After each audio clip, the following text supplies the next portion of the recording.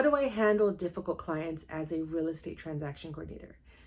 Let's just jump straight into it because I want to talk about it. I want to help you, help me, help you. We are a team, we are working together. And these are 7 tips that I've applied in my day-to-day, in my business. Even when things aren't difficult, I know this is what it's going to take in order for me to recognize these patterns or these difficulties so I can set the tone early and often and assert myself when necessary, as well as establish my own power in these dynamics where oftentimes transaction coordinators can be left on the side or forgotten about or just not taken as seriously. So in the event you encounter a difficult client, keep these 7 steps in mind, bookmark this video, and comment where you've had a difficult situation and how you handled it. Did you apply any of these 7 tips, or do you have your own tips and advice that you'd like to share? I would love to know because I'm always open to growing and applying different strategies and ways to just be more productive and be more efficient with not only my time and my efforts, but as well as my energy. So if there are ways to improve, I'm always open and ready to do so. But let's not waste any more time. My name is Lily, like the flower. We are learning and growing together. I am a resident care coordinator. And this is a day in the life of a real estate transaction coordinator. Hashtag TC with Lily. I'm Lily. So let's get into it. We got the handy dandy iPad, pencil, because it makes me feel like bang, bang, bang, like a teacher. So I'm going to run through these 7 steps and then we're going to talk about it. All right. So step 1, stay calm and professional, right? Number 2, listen to their concerns. Number 3, communicate clearly. Number 4, set expectations. Number 5, offer solutions. Number 6, document everything. I'm going to repeat that one. Number 6 is document everything. Remember that. Stay to the end of this video as we discuss these topics in further detail. The document everything should be number 1, but here we are. And these aren't in any particular order. These are just in the order in which it happens to be. So apply these as necessary and needed. But finally, know when to walk away. If you were in that situation right now where someone is making your job difficult, would you know when to walk away? So let's break it down, all 7 steps. Let's go. tccarepackage.com, tccarepackage.com. Stay calm and professional. What does that mean to you? What does that mean in this situation? So when you encounter difficult clients where they just keep pestering you, they keep questioning and doubting your skills and your work ethic, and just really a complete jerk or nuisance, it can be difficult on your part and your end as well to remain calm and professional, meaning that if someone is barking at you, I'm not saying to take it, because first of all, no, have boundaries, have respect, self-respect, but more so approach it in a way where maybe you can diffuse the situation. So rather than taking it personally, you come at it from a point of view of like, okay, well, what solutions, what is your desired outcome from the situation? How can I improve? Or here is what I suggest, which we'll get into later with providing, offering solutions. But for the most part, dig deep into your toolbox of having, even a positive attitude and approach. But obviously, if someone is berating you and disrespecting you, end it. Just end it. And that will play into, knowing when to walk away. But ultimately, staying calm and professional. Professional could be subjective, but we all know what staying calm looks like. Try to be that. Try to be zen in the moment. Try to be present. And just don't take things so personally. Because I guarantee maybe they're having a terrible day. Maybe they are drowning in debt and every paycheck that they can get, or this one deal that they have a year, is all they have. So stay calm. Maybe ask how their day is going. That's a part of being professional as well, is considering the other person's feelings or experiences or a state of mind in that moment. before we try to fix an issue, or before we take them being difficult as a personal attack. See how their day is going. What do they need? Is this even a good time for them to talk? Is this a bad time? So stay calm. Think of the bigger picture instead of being stuck in the moment where you feel like you're being personally attacked. But if you do recognize this as a personal attack, then I suggest just stopping the whole ceasing conversation right there and possibly getting other authorities involved, such as an office manager, broker, whoever is in charge above them. Seek help there. The police if it's getting violent, but definitely do your best to stay calm and positive throughout difficult situations with difficult clients.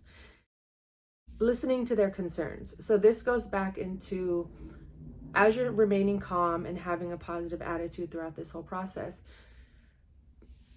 step into their shoes just for a brief moment if you can. If you can find it in your heart to just see what they're going through. Because all of us are busy. All of us are just this focus on what we have to do in that moment. And the moment someone breaks that momentum, it can be difficult to not take it personally.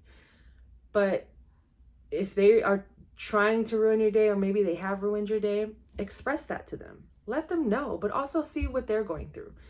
Listen to what they are in need of. Maybe no one has asked them that entire day, like, how do you feel about this transaction? Do you have faith in it? Are you nervous it's going to fall out? What can I do on my end to alleviate some of that pressure and that stress to not make it feel so much like a burden? So consider what they're going through, and maybe you'll get that feeling will be reciprocated, and that difficult realtor or client, whoever you are dealing with on the other end, will have some understanding and empathy and more of a softer approach the next time you guys are in conversation. Communicate clearly. What does this mean when someone is being difficult or they're not comprehending what you're saying? Do your best to simplify your communication so it's as easy to comprehend as possible. You don't necessarily have to use the jargon or the lingo that is related to your industry, such as real estate. Just be straight up with them. Simplify it to a point where they can understand. And if that means getting down to the root of whatever is going on, going back to, listening to their concerns and staying calm and professional, then having your communication be as clear as possible leaves them no choice but to listen. And if they still refuse to listen or meet you and be in alignment with you, then I think at this point, those red flags and those triggers should start to alert you, like maybe this isn't going to work out. But do your best to be as clear and concise with your communication and not making everything so technical. But if that is your approach, that's your approach. But also know that it's okay to be agile in all aspects of your business. And like I said, you could be having a difficult day. Your clients could be having a difficult day, or they could be having the best day, but still are making your day difficult. You never know. But as long as you are clear and concise, your point should be received, as well as your intention. And have good intentions as well. And like I said, stay positive. Listen to their concerns and be clear with your communication and express your concerns as well. Bring it to their attention that hey, this is something that I found disrespectful, or maybe I found difficult to comprehend. Where are we getting stuck? Where are we not seeing eye to eye? Clear and concise. Simple, to the point. Set expectations. This is so important because, like I mentioned previously, in your onboarding process, setting boundaries and expectations early and often will set the precedence for the rest of your working relationship. So if you set your expectations of what I do not do, when I work, when I do not work, these are the types of documents that I manage. These are the type of documents I do not. So oftentimes realtors can push your boundaries, push your limits. I've had clients in the past that I say I work from 9 to 5. Obviously, if you're a TC, you know that our working hours are generally throughout all types of times of the day. But my working and available hours are from 9 to 5. So if you need to call me or text me or have questions, 9 to 5 is the best time to respond to that. Unfortunately, realtors don't really have a set schedule. And as TCs, we technically operate on the same hours as, say, an escrow company. But with the realtors, they work around the clock. Their clients usually have 9 to 5s as well, so they aren't able to think about real estate until after 5 p.m. So sometimes realtors will start their admin day, start their working days, and start making their follow-up phone calls after hours. And I have made this mistake, and if anything, I made it difficult for myself to get my job done because I was taking calls after hours. I was updating clients on the phone after hours, responding to emails, and then the emails would result in pick up my phone calls, and then it would result in me not taking calls after 5 and then wondering how come I'm not doing my job. So it was a learning lesson my first couple of years as an entrepreneur, and even working at an office back in the day, having those set boundaries of not checking my email. I don't even have my email app on the front of my phone. It's like in a folder. I have to swipe to look for it because I know what those alerts can do for me. But if I set the expectation and I set the precedence early with my client or my realtors or whoever I'm working with, working for, working under, anytime that they are showing signs of difficulties or they are pushing your limits, rather than you saying yes and breaking your own boundaries and you're not respecting your values, you can refer back to like, hey, this is what I do. Ask them, why do you need me to do this now at this time?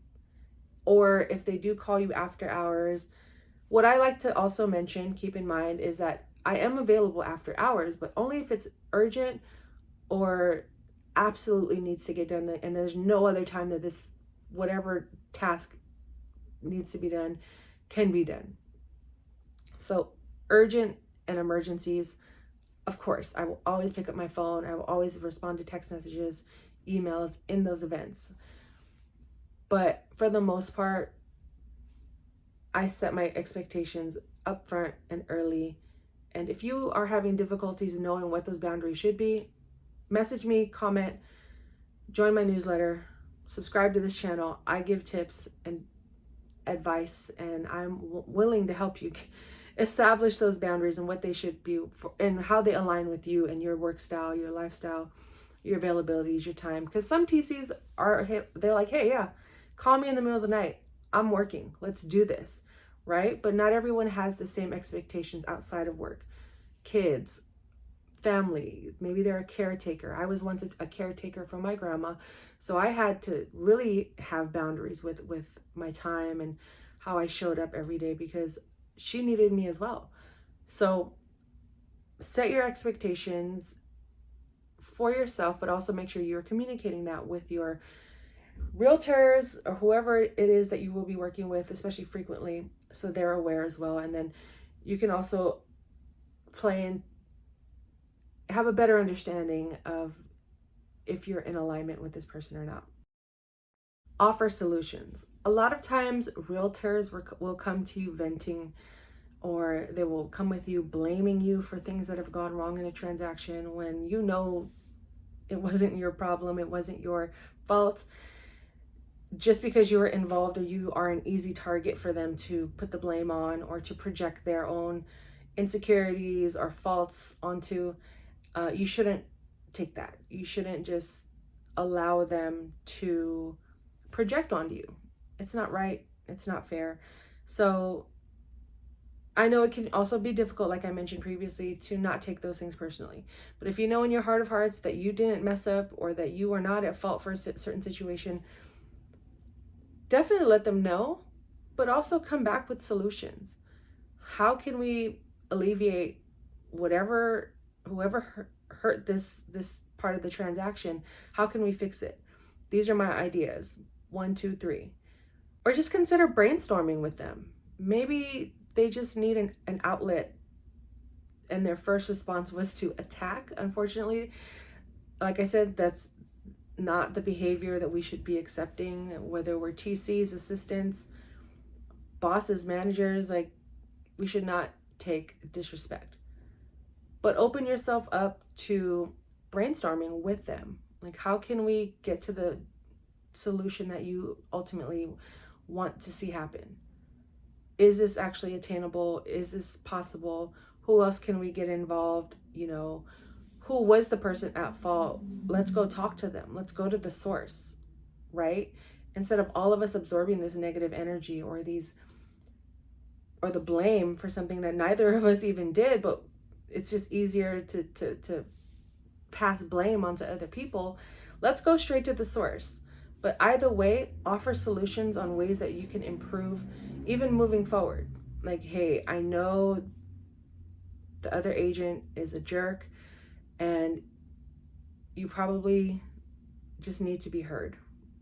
And I hear you, I see you, but we are on the same team. And I want to function and operate like teammates and not opposing and not opponents. So here's what I suggest moving forward. Anytime you encounter yourself a difficult client, rather than coming to me to vent or to put the blame on, let's brainstorm. Or, hey, maybe we are both coming into agreements like, yeah, this other agent is not so nice and they're making everything a lot difficult for us. So how can we come together to make this better? Or, maybe you've dealt with this situation in the past and you have tips and ways on which you can get people to be a little kinder or to be a little bit more responsive. Maybe clients don't want to answer emails or they don't want to sign papers. You're not alone. Just know that. So offer solutions, get other people involved, but work as a team and not opponents. Document everything. This is probably the first tip any TC gets, is to document everything, meaning get it in email form, text message, screenshots, convert videos to text or voicemails to text, because you never know what someone may use against you. And I hate to have this attitude of like you're on defense mode, but when you get those difficult clients, oftentimes their judgment and they're not present. They're not all there. And keeping a detailed record of your communication will actually save you from a lot of headache and heartache in the future, lawsuits, and you just want to relinquish some of that responsibility off of your plate, especially when you as a third-party service aren't the ones ultimately responsible for these transactions. It's the broker's responsibility. And if their realtors aren't following best practices, or they're not aware of risk management, or they're doing things that are unethical, if you have a record of all of that to protect yourself, then that will make for a little less of a difficult transaction or dealing with difficult clients. And you could prove and state your case. Like, no, these are all the times you made, called me names or blamed me for something, or there was a miscommunication or misunderstanding and you said I did this. But no, these are my records of my communication with the other agent or with escrow or with the appraiser or with the lender, where I followed up, I requested these specific documents, and this is all of my correspondence. So if you have to keep a separate folder, a transaction management platform so you could keep and log everything in there, do what you have to do. But ultimately, document everything. It will save you so much heartache and headaches and lawsuits, and it just protects you and gives you that peace of mind that we all truly, truly desire and need, especially when we are dealing with difficult clients. So document everything. Know when to walk away. I'm telling you, and I can't stress this enough, our mental health needs to be priority. How and who we deal with every day is on us, right? And if someone is constantly just being difficult and unreasonable, walk away. Know when to just be like, I don't need the money that bad. And that can be difficult when you do need the money that bad. But that is also scarcity mindset. Keep that in mind. Not believing in yourself, not believing that you aren't capable of getting more clients, that this one client is all you are worth, even though they're difficult and just mean and all of that. You need to work on believing that, no, I need to clear this chaos so I can open up more space for blessings. So now I know what I don't want to work with, or who I don't want to work with, and the types of personalities I don't want to work with. And I went through that. I took on the clients that didn't respect my time. And even when I told them my boundaries, they didn't respect it. They would constantly blame me or doubt my work, or they would never check my emails. That was difficult, is I would send these thorough updates, documenting everything, keeping it in writing, which I'm glad I did, because I would constantly get emails from this agent saying, hey, what's going on with this file? I need an update ASAP. And I would always wonder, like, are they not checking their emails? What's going on? And then I would forward them the update, and they'd constantly say again, well, how come you're not updating me on the file? What's going on? And then I get the phone call, I get the text, and then it would just erupt into this big mess. So knowing when to walk away may require you dealing with difficult clients and seeing, what are your triggers? What are you willing to put up with? What are you not willing to put up with? And when those boundaries and your values are constantly in question and doubted, rejected, made fun of, those are cues on when to walk away. And having a clean slate. You know what I mean? Like, where there's too much resistance, it's not a good space to be in. We want to be on the path of ease. It's not going to be perfect, but it's going to be a lot more smoother, and you're going to get a lot further because you're on a path that you've chosen for you, that aligns with you. And I guarantee there will be more opportunities. There will be more room for abundance and overflow and finances and wealth, right? Wealth of the mind and your bank account. So knowing when to walk away is a key element to dealing with difficult clients. And that pretty much just wraps up this episode. All 7 of these tips can be applied in any order. You may only need to apply one of them. You may need to apply all of them, or maybe there's 20 other steps that you need to go through in order to manage and handle difficult clients as a real estate transaction coordinator. But this is a part of the job that we encounter. So if you are currently dealing with a difficult client, or maybe in the past you've dealt with difficult clients, let me know in the comments how you're handling it. Or if you don't want to post publicly, send me a message, and you can join my TC community as well by going to transactioncare.com, submit your name and your email, and boom, just like that, you're in my TC community. Because these are topics that I feel like we should address and be more transparent about, sharing our experiences.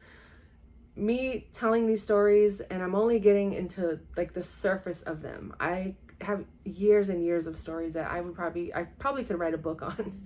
But ultimately, these 7 tips have helped me to recognize when I am working with a difficult client, it's either we work together or apart. And it is that simple. Period. So with all of that said, this has been another episode of TC with Lily. I'm Lily, your resident care coordinator, a day in the life of a real estate transaction coordinator. If you don't know, I do have a podcast where I talk about business, real estate, marketing, just life with myself, as well as fellow entrepreneurs, realtors, transaction coordinators, other business-like and real estate professionals, business-minded people. And I break down their journey, how they handle difficult clients, how they charge for their business? What is their money mindset? How much are you spending on self-care and personal development? We go deep. So go to transactioncarepodcast.com to learn more about that. All the information is in the description below. And if you want to support, you can buy me a coffee. It's like a tipping service for creators that, like myself, I really do just intend to help and want to inspire at least 1,000 of you. I think that's a realistic number, right? But also, I enjoy talking and sharing information and sharing my experiences. And if that means sharing it here for free on YouTube, I'm down to do that as well. So you could buy me a coffee, you could buy merch, tccarepackage.com. And also, I will be coming out with products, services, digital downloads. So best way is to just be on my email supporters, TC community list. It's the best way to know when things drop. They get all the tea before it even goes public. And if you need help with your business, if you need consultations, let me know. Hit the comments, message me directly. I'm down to help. We can work something out financially in respects to your budget, all of that. I just want to be transparent. I have my prices, but it doesn't mean that it's not going to be available to you, even if it's out of budget. We'll work something out. I don't want to make this difficult for you or anyone along this journey, because I get it. It's not easy. And I've had my ups and downs with finances and money and budgeting and money mindset, all of that. So I'm going to stop rambling, but this has been another episode of Transaction Care. TC with Lily. I'm Lily. Hit that subscribe button. Care for yourself, care for your wealth. Your time is worth it. Let's coordinate.